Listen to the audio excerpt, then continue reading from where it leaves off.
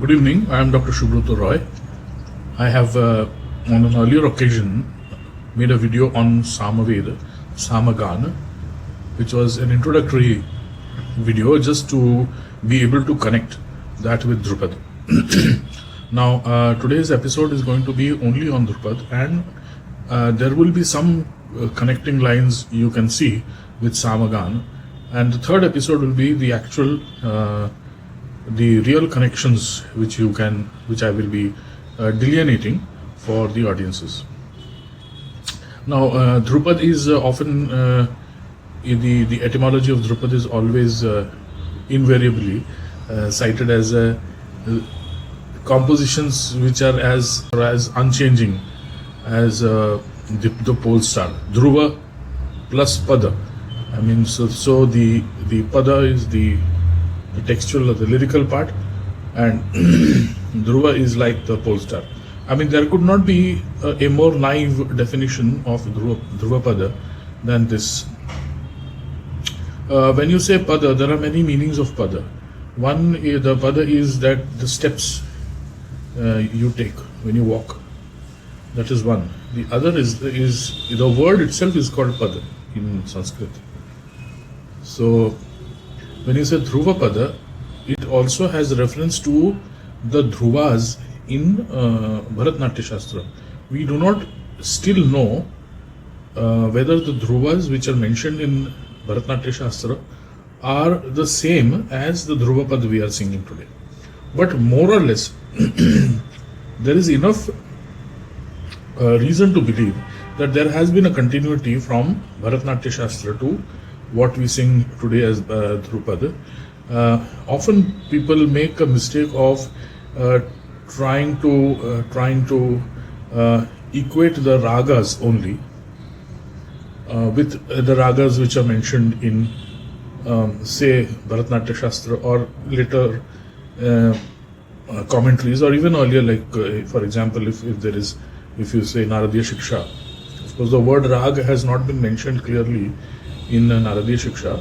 It was only in the 8th century that Matanga Rishi has defined rag. The word rag is there because in practice also, when we do Sāmagan, the rag itself, the tune itself is called rag. So my view is that every shakha has got its own rag. So when it is says that Sahasravartama Sāmavedaha, it doesn't mean that there are 1,000 shakhas. It means there are 1,000 ways of singing Sāmagan.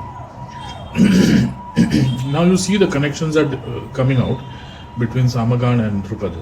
So the raga is basically originating itself from Sāmagan. In practice, we call them raga. Now, if you look at one shakha only, for example, take the case of Kauthum Shakha, which I belong to. In that, there is Deshabhed. For example, people who are the Sama Gayakas who are in Gujarat or who are in Tamil Nadu, both will be different of the same shakha, but they will sing Sāmagan differently, the same mantra with the same intonations, but they will sing differently. Therefore, the nomenclature and the numbering of swaras is different in the Kashi Paddhati, which the Gujarat people follow, or even I think the Srimali also follows. I have not actually heard the Srimali method, but Rajputana, the earlier Rajputana, was basically one, and the Desh Bhed there, or the Rag in that area was the same. That is what some learned people in Gujarat have told me. So let us assume that Shrimali Sāmavedis and the people in Gujarat, Sāmavedi Kauthum Shakha, they are all Kauthum Shakha.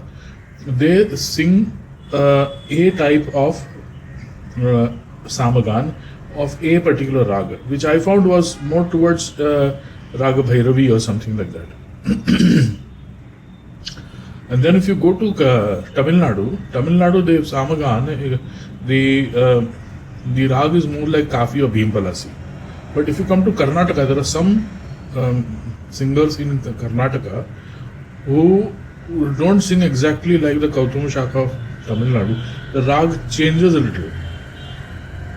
And if you go to another Shaka, like for example, if you go to Jaimini Shaka, the rag is completely different. Again, if you come to in Maharashtra, North Karnataka, the Ranayani Shaka is dominantly, it sounds like Bhairavi. So this is where the roots of ragas lie actually. Now they may not be calling it Bhairavi or Bhairav or whatever, Kafi or that. Those names must have come from some other source. Parallelly running musical traditions, like in Puranas. Now this is Vedic. So in Puranas also, in Puranic Kathas also, you see there is music everywhere. Now the point here is, I have just given you an example of how rag has originated in Samagan only. In nowhere else it has originated, the concept of rag. Although it has been defined later on by Matang, as I told you, in the 8th century. Now, the issue of Dhrupad. Now, why I was saying that it is naive to say that Dhrupad is defined as Dhruva plus a Pada, like unchanging like the Dhruva star. This is a very common definition everybody gives, which I think should be revised. It's high time we revised it. Because if you look at a particular composition sung in the same Vani, say Dagar Vani, the same composition sung in the same Vani, it is sung differently. Like, for example, I'll give an example here. Now, Aan Sunai Bansuri Kana is a very common composition which is sung by all the Dagar brothers, and it has come down to their students like me. Now, there are people who will sing Aan Sunai Bansuri Kana with a softer approach, and the intonations will also be different. This is in Asavari, in which usually people call it Komal Rishabh Asavari, but in Dhrupad we call it Asavari only. The Komal Rishabh is there in that is called Asavari. Now, the Aan Sunai Bansuri Kanha sung by my Guruji, and his brothers are different. Cousins are different. So the claim that it is like, unchangeable like Dhruva Tara is completely baseless. You can also see that the words change. For example, I don't see most of the singers singing Aan Sunai Bansuri Kana. Some people say Brijabhanu Dulari, which is wrong. It is Vrishabhanu Dulari. Vrishabhanu is the father of Radha. Okay, so it is a lot of words are mutilated or sung wrongly, or alternative words are used. It is not always that the wrong word is used, but alternative words are also used sometimes. So the whole definition of Dhruva Tara and all that, it is completely wrong. So Dhruva Pada, in Sāmaveda, in Sāmagan, there is a concept that if you start a Sāmagan Parayana at a particular pace, then till the end of the Parayana you cannot change the pace. So the steps you take while walking, they will not change. The interval of your steps when you're walking, 1, 2, 3, 4. So that lay of your singing should not change. The reason is that if you look at Chandogya Upanishad, in Chandogya Upanishad they have said that the pace of Samagan is set by what is called the stobha. Like for example, Auhova Ida. So these are the words which I should not say words, these are the sounds with a lot of meaning in them. They set the pace of the Sāmagan. And if you change the pace of one mantra, then the other mantra changes the pace. Then, and if the same stobha arrives again, then the meaning will change. Therefore, the pace has to be constant throughout. So that is one plausible root of the idea of Dhruvapada, right? And the other is that Dhruvapada is that for an avartan to concretize, suppose an avartan has to concretize that cyclicity, then there has to be a point from where you come back and go, from where you start and come back to that point. Adi and Adi has to be one constant place. So that, it is like we used to play Bhaura in childhood. So the top, so when you turn it rotates around its axis. The poles of the earth is also called Dhruva. They are also called. So that remains constant.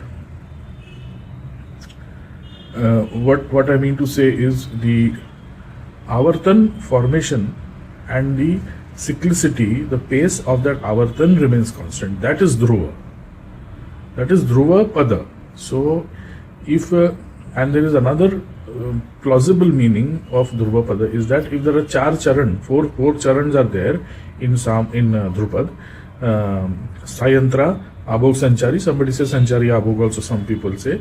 So, these four padas, the stanzas, if you cannot change the pace of when you start the Dhrupada, you cannot change the second pad from the first pad pace.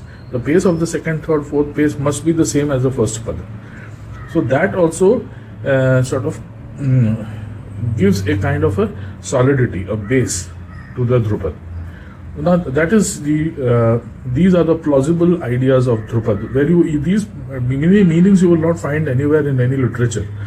These are insights and my own research, which I have done. I have found out that these are the plausible reasons. The pole star reason is completely meaningless, because if you see what Tansen used to sing, we cannot claim that what we are singing is the same as what Tansen. You can see bandishes also, which have changed like anything. If somebody claims that, for example, Tansen Sut Ajan Tuhe Ati Mehrab, so Tero Bala Pratap is one bandish. So in Sultal it is fast bandish. So if you say that you are singing exactly like Tansen and in the last 500-600 years it has not changed, then it is not a claim which you can really buy. People, you can just say that yes, I mean, if somebody says it is that person's word against your word, there is no way you can verify, because during Tansen there was no recording, and so we cannot claim 100, and it is irrefutable. So if what is irrefutable is unscientific. So Dhrupad. Now Dhrupad has got, as I told you, 4 charans. Sometimes there are many more charans also. Ashtapadis are also there, and then there are 2 padas also. Just like, in fact, the whole system of Khayal, so-called Khayal, it is not Khayal, that is also a form of Dhrupad actually. So that is based on this 2 padas, basically a Sthaya and Antara. There are so-called Khayals which have got 4 charan. I have got a Deshi Todi, Rag Desi Todi. I have got a Bandish which has got 4 charan. Basically, so that is very important to note that there are Khayals which are also 4 charan. Obviously, they were Dhrupad only, because it is, Khayal is another form of Dhrupad. I have shown it in other, I have also spoken that I have written also about it, that Khayal is nothing but a name which has been changed. Dhrupad has been called Khayal only because it is more attractive and all that, so people have just misappropriated it. So there is a video on this particular topic, misappropriation of Hindustani classical music, Islamization basically. This is a process of genocide, cultural genocide. So to misappropriate all that is beautiful in a culture is a form of genocide, cultural genocide. So this was my today's presentation about how Dhrupad is connected to Sāmagāna in a couple of ways. Today I have shown. One is the stobhas, which sets the pace of the Sāmagāna, of the mantra, which is the same which is followed in Dhrupad composition. And the other point which I wanted to clarify was the definition of Dhrupad. So these two things I have checked today. In the next one, I will talk about the alap of Dhrupad, how it is basically Vedic and also has agamic as well as nigamic roots in alap of Dhrupad. धन्यवाद.